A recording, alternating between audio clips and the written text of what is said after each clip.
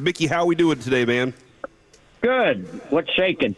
Well, we did see the Pro Bowl selections announced. It's Dak Prescott, George Pickens, Tyler Smith, Brandon Aubrey, and Quinnen Williams. After all the misses Brandon Aubrey's had this year, do you think he deserves a Pro Bowl selection? I figured they didn't even were going to look at a vote. They just put him in, right?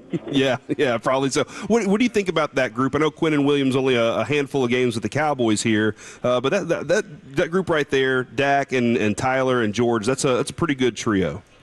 Yeah, absolutely. And I think, obviously we didn't focus on Quinnen, what he did with the Jets before getting here, but obviously someone else saw how good he is and also kind of qualifies why the Cowboys ended up acquiring him, right?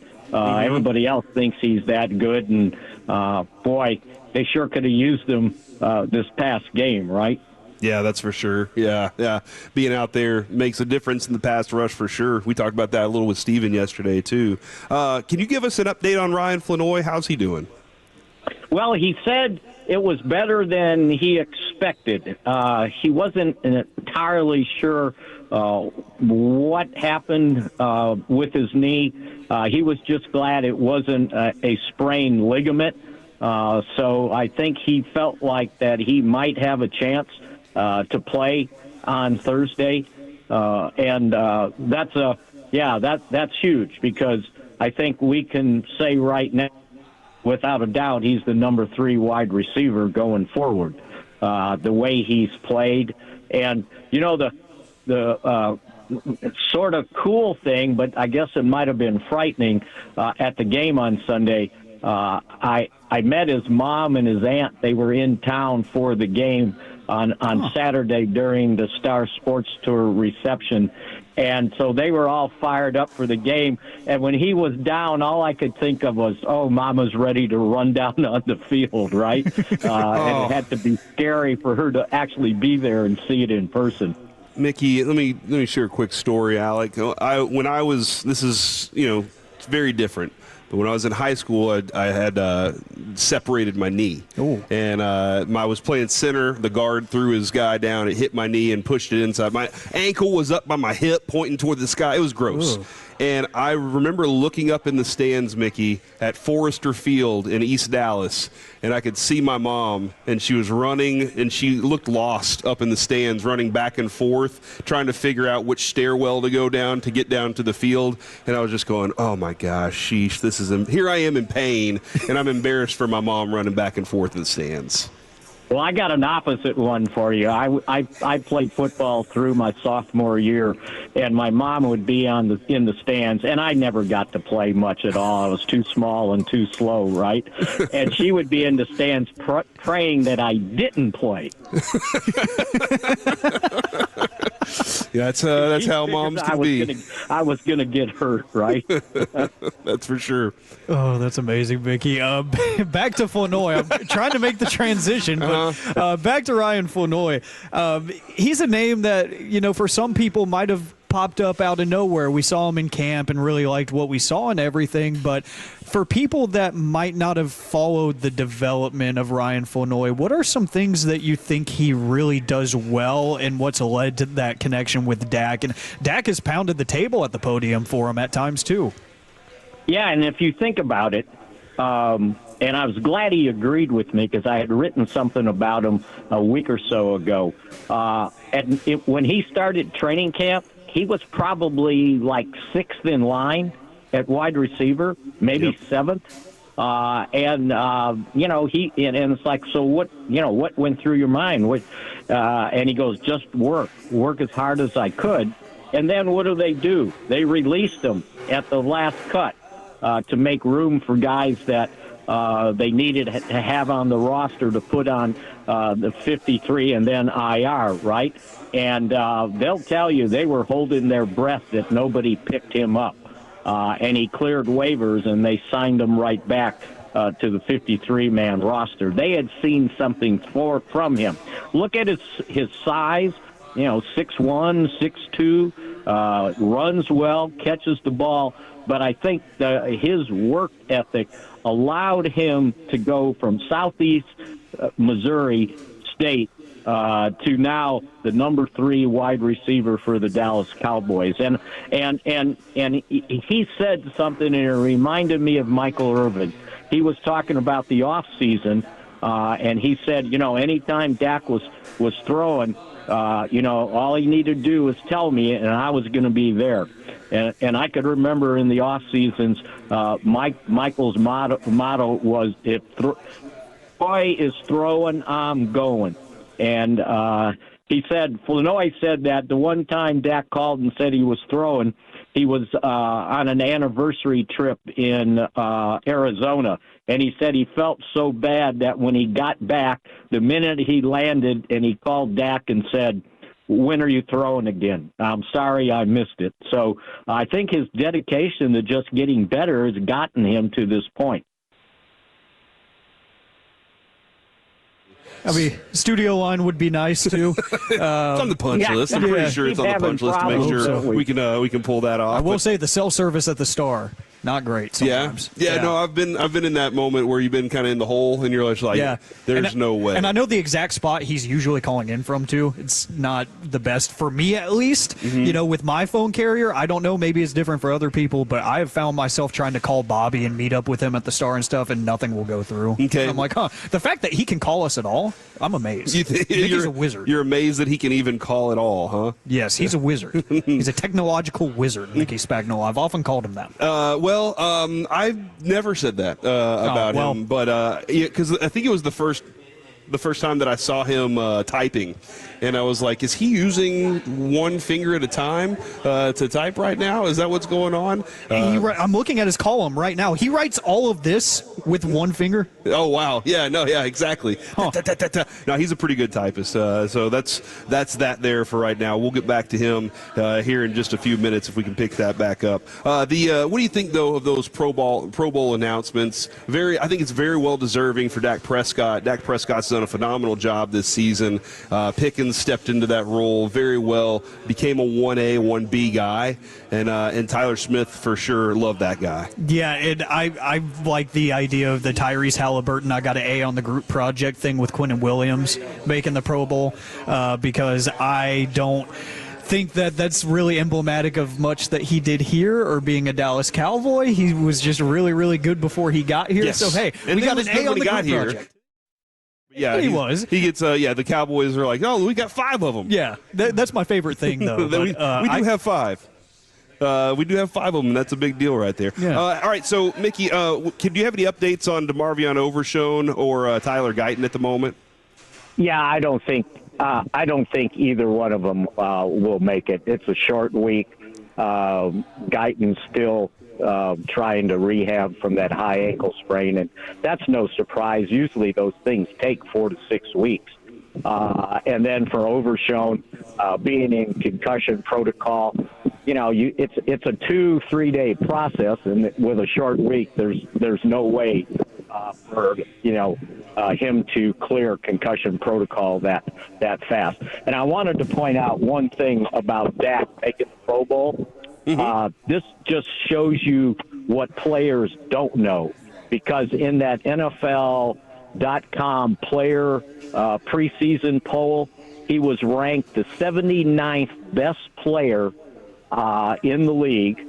And when it came to quarterbacks, I think, if I remember correctly, there were 16 quarterbacks in the top 100, and he was 15th.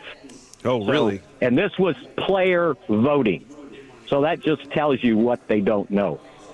Do you think what are they not paying attention to? The stats or the fact that they play against that dude and he does that to them? Yeah, maybe they're jealous, right? Well, you know what? They're judging on the fact that he played 6 games last year. Yeah, and sure. It was almost like, okay, he's done. He's getting old. It's like, give me a break. Yeah, he came back more prepared, more in tune with his head coach and his offensive coordinator this year for sure. That helped out tremendously. I was kind of interested in Guyton's injury a little bit more, Mickey. Is that's something that he's not going to get in the rest of the season, you think, and he's going to have to be a full off season for him?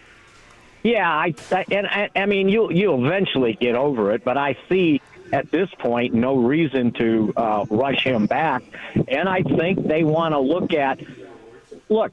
They understand that Tyler Smith could play left tackle, right?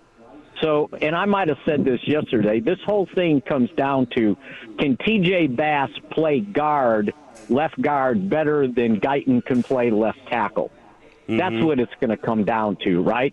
And I think Jerry addressed it this morning, saying, "Yeah, we can put him at left tackle, but then what do we have at left guard?"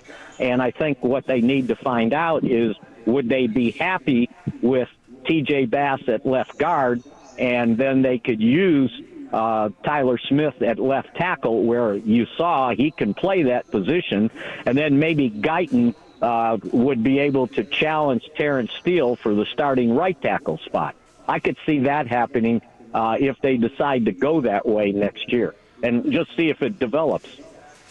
Mickey, how scared do you get, and how much do the legs start quivering when you hear Dan Quinn say he has a secret plan at quarterback that involves Jeff Driscoll? So he already has given up on Josh Johnson?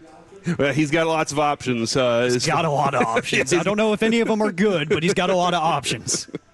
Well, going up against the Cowboys pass rush, he probably doesn't need a secret plan, right? That's a great point. Just give him the plan book. The Cowboys can turn anybody into a Pro Bowl candidate. It's been that kind of year for sure. Okay, so yesterday we talked to Steven, and they gave us we're trying to win.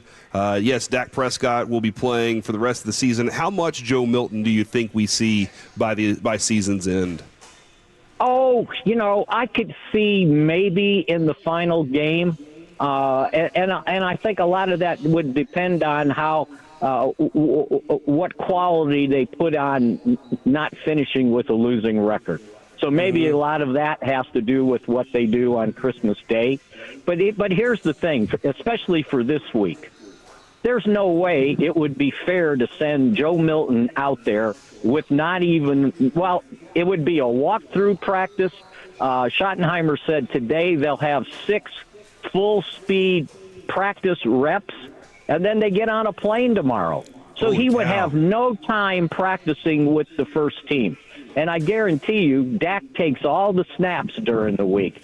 And the only thing Joe Milton gets is to work with the scout team. And what good is that going to do to get him ready to play an NFL game, right? So it would really be totally unfair to send them out there with no preparation and say, okay, big boy, go out. It's all you.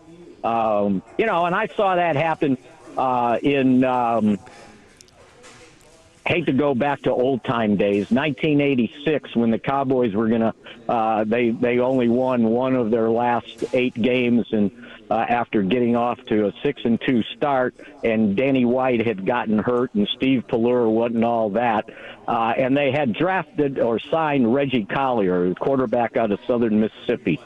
And the final game of the season, with maybe a week's 3-day preparation, they sent him out there and started.